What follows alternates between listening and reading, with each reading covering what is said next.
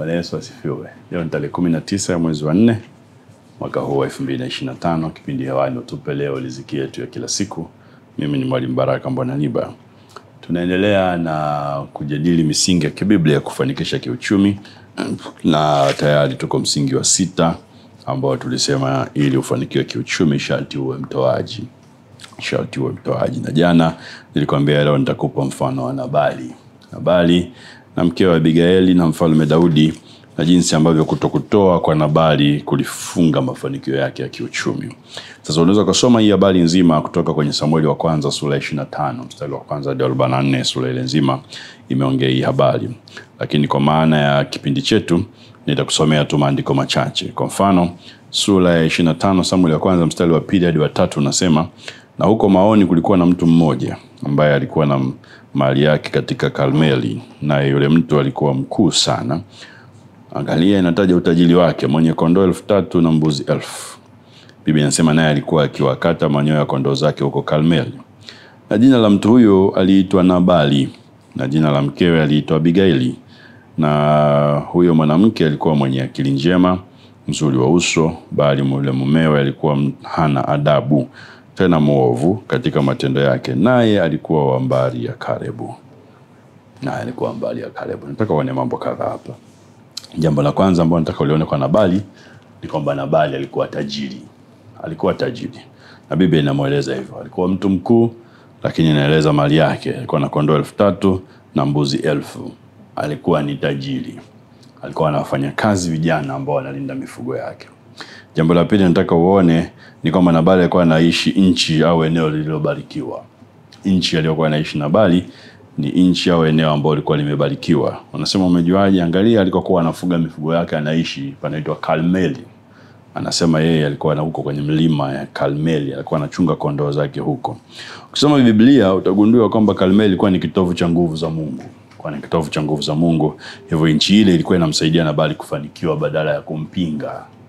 Umesema umejuaje? Angalia, unaona Karmeli ndipo penye mlima Nabii Elia alishindana na manabii wale 400 wa Baali na akashinda. Hiyo ni kwenye Wafalme wa kwanza sura ya 18 mstari wa 19 hadi ule wa 20. Wafalme wa kwanza 18 19 hadi 20 ni kwenye mlima huu Elia alishindana na manabii wa Baali wale wa Yezebeli na akawaua kwenye mlima ule, akashinda.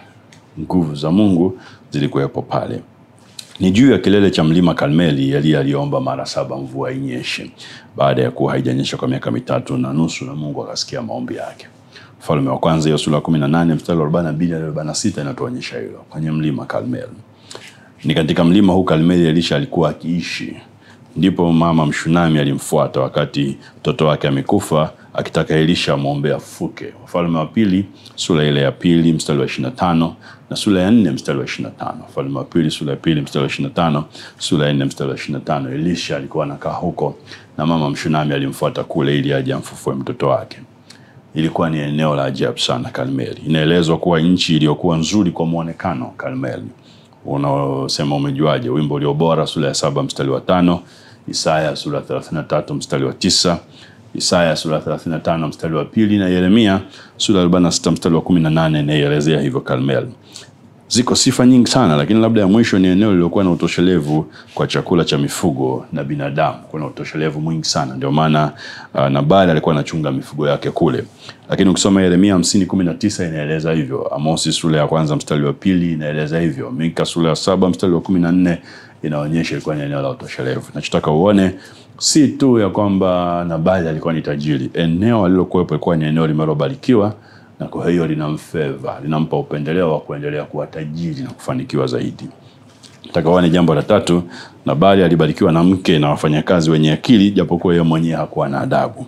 Ndivyo Biblia inavyosema. Ule mstari wa 3 sura ya 25 Samueli wa kwanza anasema, na jina la mtu huyo aliitwa Nabali, na jina la mkewe aliitwa Abigaili, na huyo mwanamke alikuwa mwenye akili njema, mzuri wa uso, bali yule mwanaume alikuwa hana adabu, tena muovu katika matendo yake, naye alikuwa wa mbari ya Kalebu.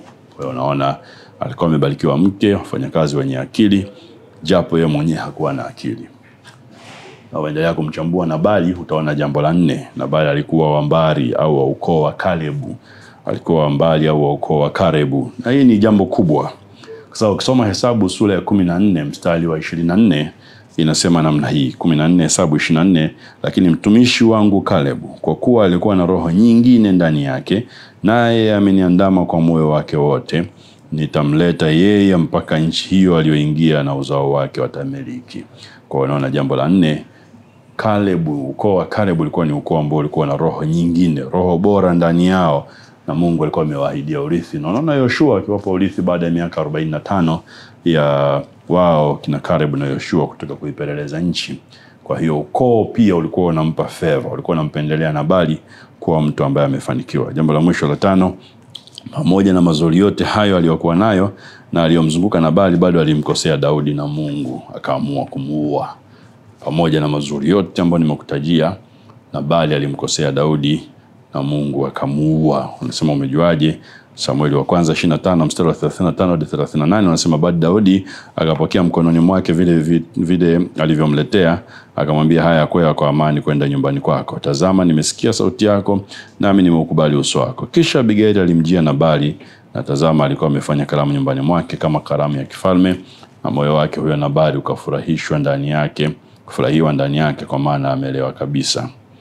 Kwa sababu hiyo hakumwambia neno dogo wala kubwa hata kulipopambazuka. Ikawa asubuhi, divai ilipokuwa imemtoka Nabali, mkewe alimwambia mambo haya, na moyo wake ukafa ndani yake, akawa kama jiwe. Mstari wa 38 anasema, tena ikawa yapata siku 10 baadaye, Bwana alimpiga huyo Nabali hata akafa. Pamoja na mazuri yote yaliyomzunguka, nchi, ukoo, jina halikuwa zuri kwake, mke mzuri, wafanyakazi wazuri, Nabali aliuawa na Mungu kwa kumkosea Daudi. Utaniuliza, mtumishi, kosa la Nabali lilikuwa ni nini? Kosa la Nabali lilikuwa ni moja tu, kutomheshimu Mungu kwa mali yake, kama Mithali 3 inavyosema mstari wa 9 hadi wa 10, mheshimu Mungu kwa mali yako. Nabali alishindwa kumheshimu Mungu kwa mali yake. Ukisoma utaona ya kwamba Daudi alituma watu kwenda kwake kuomba mkate na chakula cha watumishi wake, na Daudi alikuwa amemlinda kule polini wanyama wake wasiangamizwe.